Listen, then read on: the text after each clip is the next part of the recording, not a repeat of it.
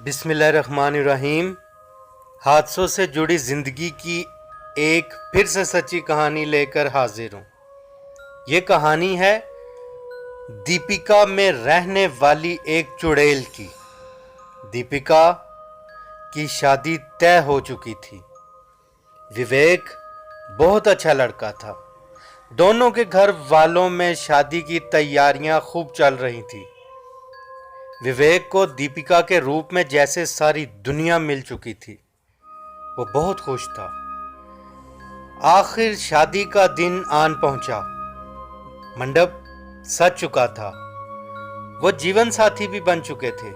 विवेक गाड़ी में बैठा दीपिका को दुल्हन बने बैठा देखकर बहुत खुश था। घर पहुंचकर दीपिका और विवेक को उनके कमरे में पहुंचा दिया गया। मेहमानों के जाने की वजह से रात काफी देर हो गई। विवेक बेचैनी से अपने हाथों के साथ दीपिका का घूंघट उठाने को बेताब था। आखिरकार सब मेहमान चले ही गए और बाकी अपने अपने रूम में चले गए। विवेक ने दरवाजे को अंदर से लॉक किया और दीपिका के पास आकर बैठ गया। बड़े चाव से दीपिका का घूंघट उठाया, मगर वो ये देखकर हैरान हो गया कि दीपिका उसकी तरफ देखने की बजाय मुसलसल बेड पे पड़ी गुलाब की पत्तियां ही देखी जा रही थी। मेरी तरफ भी नजर उठाओ दीपिका, विवेक ने बड़े प्यार से कहा। मगर दीपिका की नजर जैसे ही विवेक की तरफ गई, वो थोड़ा सा घबराया और कहा, क्या हुआ दीपिका, तुम्हारी आंखें इतनी लाल क्यों हैं? दीपिका ने कोई जवाब नहीं दिया। वो बस विवेक को अब देखी जा रही थी।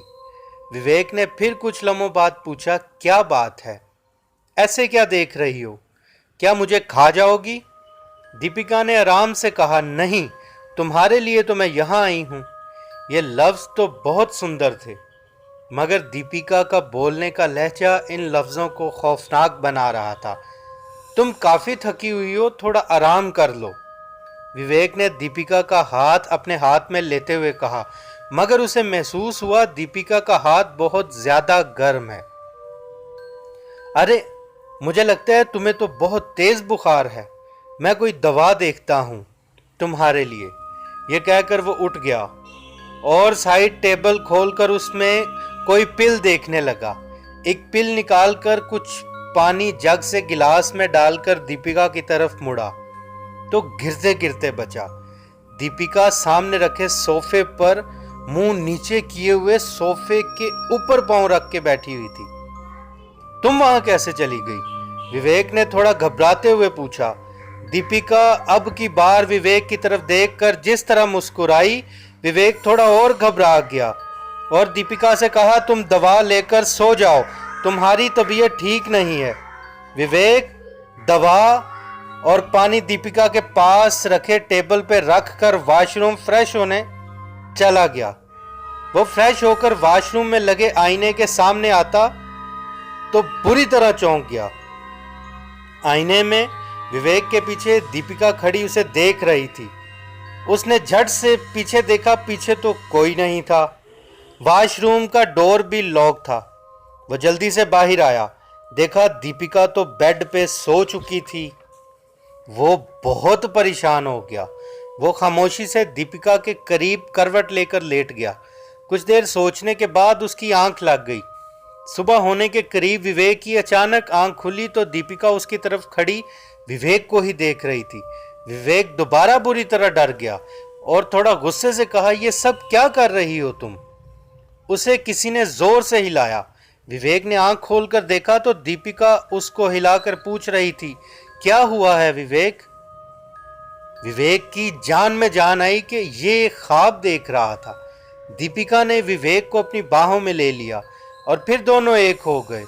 सुबह का उजाला फैल रहा था, मगर सब लंबे सफर की थकान और रात देर तक जागने की वजह से अभी तक सो रहे थे। विवेक ने उठकर पानी पीना चाहा तो पांव से जमीन निकल गई। दीपिका उसी सोफे पे सोई हुई थी। अभी एक लम्हा पहले तो वो विवेक की बाहों में थी। वो उठा और दीपिका को हिलाकर कहा, तुम ये सब कैसे कर रही हो? दीपिका ने आंखें मलते हुए कहा, मैं तो सोफे पे कब की सो रही हूं, बुखार की वजह से तुम्हारे पास नहीं आई। तो फिर वो कौन थी? विवेक को कुछ समझ नहीं आ रहा था, वो क्या करे। वो तो गिरते गिरते बचा था। वो दीपिका के पास सोफे पर ही बैठ गया। फिर जो नजर उठाई, दीपिका सोफे पर नहीं थी, वो बेड पे सोई हुई थी। वो बुरी तरह गुस्से से जोर से चीखा। सब घर वाले उसकी आवाज सुनकर उठकर उसके पास आ गए। क्या हुआ है? विवेक के बाबा ने विवेक से पूछा। विवेक ने कहा, वो दीपिका। बस इतना ही कहा था कि विवेक के बाबा ने पूछा, क्या हुआ दीपिका को?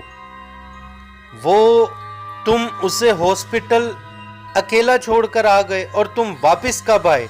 तुम्हारी माँ हॉस्पिटल ही है, दीपिका के पास। वो बोलते जा रहे थे। विवेक सकते में था। वो हॉस्पिटल गया ही कब था? और जो विवेक के बेड पे लेटी विवेक की तरफ देख रही थी, वो जो किसी को नजर नहीं आ रही थी, वो कौन थी? विवेक चकरा कर गिर गया। होश आने पर सारी रात की बात अपने बाबा को बताई। बाबा ने एक पंडित को घर बुलाया। पंडित ने आते ही जाप शुरू किया तो पता चल गया, दीपिका के साथ दीपिका के रूप में एक चुड़ैल भी आई थी। मगर पंडित ने एक बात अपने मंत्र के बाद जो बताई, वो हिला देने वाली थी कि दीपिका के साथ साथ वो चुड़ैल भी अब तुम्हारी दुल्हन है। अगर छोड़ोगे तो वो तुम्हें और दीपिका को मार देगी। वो चुड़ैल क्यों आई और विवेक से ही शादी क्यों की, ये राज आप कमेंट करके बताइएगा। अपना बहुत सारा ख्याल रखिएगा। मिलते हैं ऐसी ही सच्ची कहानी के साथ अगली वीडियो में।